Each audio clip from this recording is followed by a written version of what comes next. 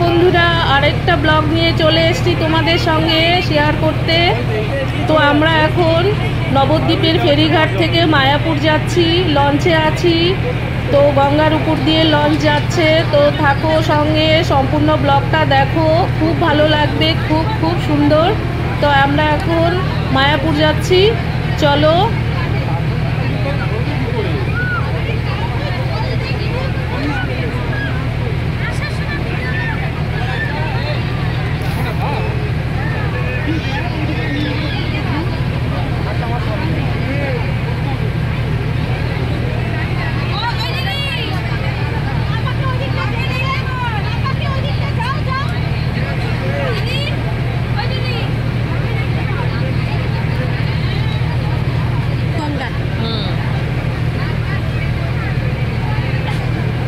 এই হচ্ছে গঙ্গা নদী। তো গঙ্গা নদীর উপর দিয়েই যাচ্ছি। তো এর মধ্যে দেখতে পারবে দুটো নদী একসঙ্গে হয়েছে, গঙ্গা ও জলঙ্গি নদী। দুটো নদীর জলের কালার আলাদা, খুবই সুন্দর এই জায়গাটি দেখতে। ওই যে সামনে দেখতে পাচ্ছ জলঙ্গি নদী। তো এই নদীর ওপর দিয়েই যাব। তো দুই ঘাটের জল একসঙ্গে।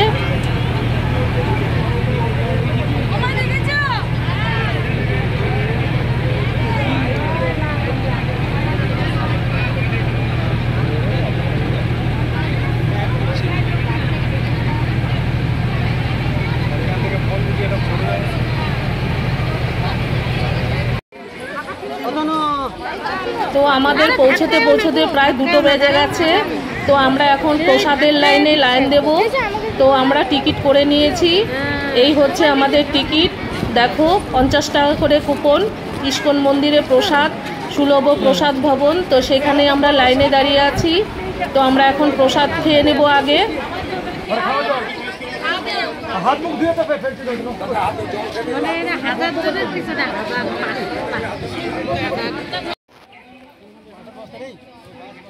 বিশাল বড় লম্বা লাইন।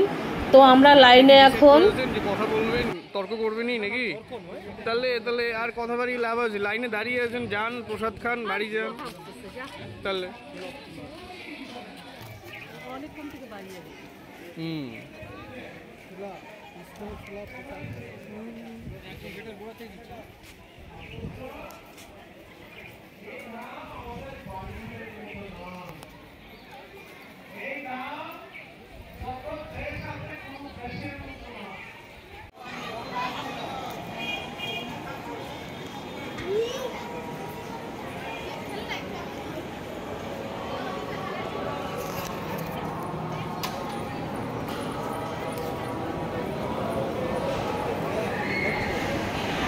আমরা এখন প্রসাদ ভবনে ঢুকে গেছি। তো লাইন দিয়ে চলছি। তো প্রসাদ খাওয়া হবে এখানে।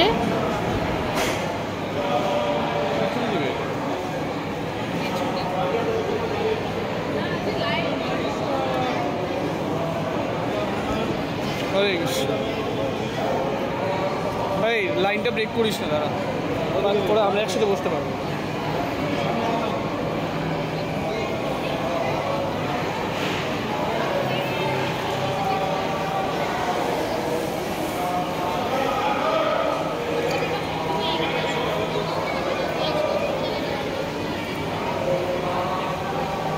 এখানে একসঙ্গে হাজার হাজার লোকের প্রসাদ নেওয়ার ব্যবস্থা আছে, দেখো খুবই সুন্দর। তো এই হচ্ছে সুলভ প্রসাদ ভবন, খুবই সুন্দর। দুপুর 1টা থেকে 3টে পর্যন্ত এখানে প্রসাদ দেওয়া হয়।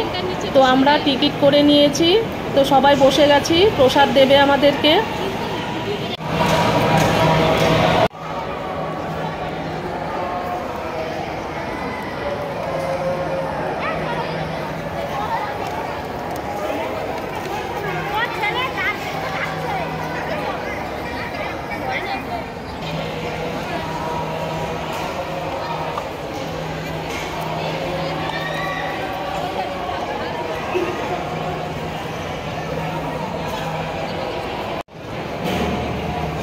আমাদের প্রথমে থালা গ্লাস দিয়ে গেল, এখন জল দিয়ে যাচ্ছে।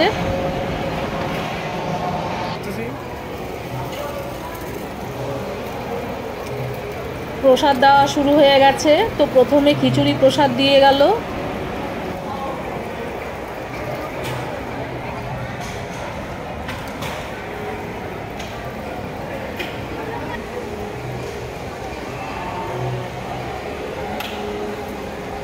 এখন অন্ন প্রসাদ দিচ্ছে দেখো।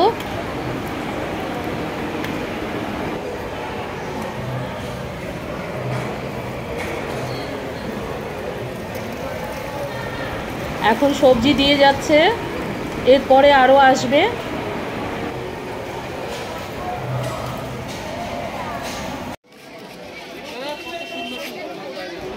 এখন আমরা চলে এসেছি গোশালায়।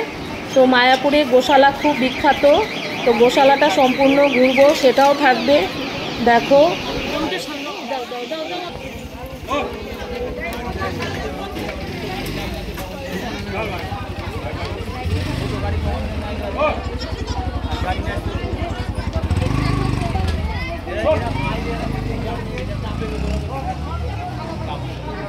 খালি পায়ে চালাচ্ছে।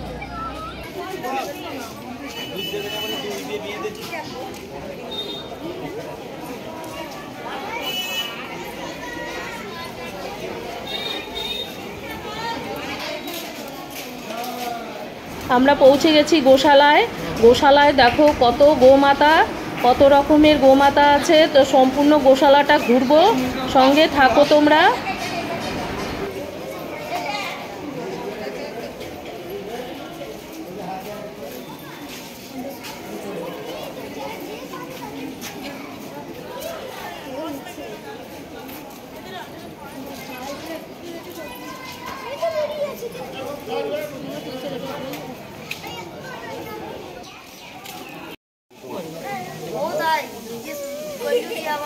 দাও একটু হাত দাও, হাত দাও।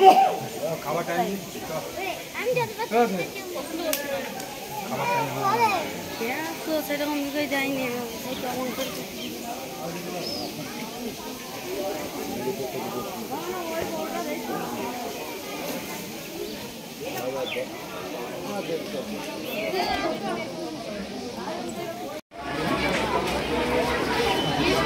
এখন আমরা চলে এসেছি গোশালার শোরুমে। তো এখানে বিভিন্ন ধরনের ঘি, লস্যি এবং অনেক কিছুই কিনতে পাওয়া যাচ্ছে। তো আমরা এখন শোরুমটা ঘুরে দেখব এবং যেটা যেটা পছন্দ হয় সেটা কিনবো। তো আমরা দই নিয়েছি আর রাবড়ি নিয়েছি, তো আমরা সবাই মিলে এগুলো খাচ্ছি।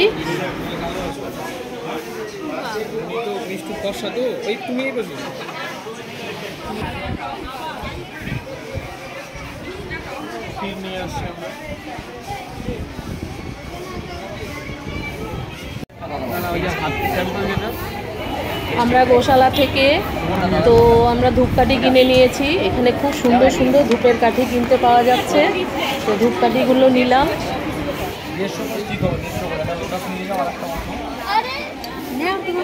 সেরকম কিছু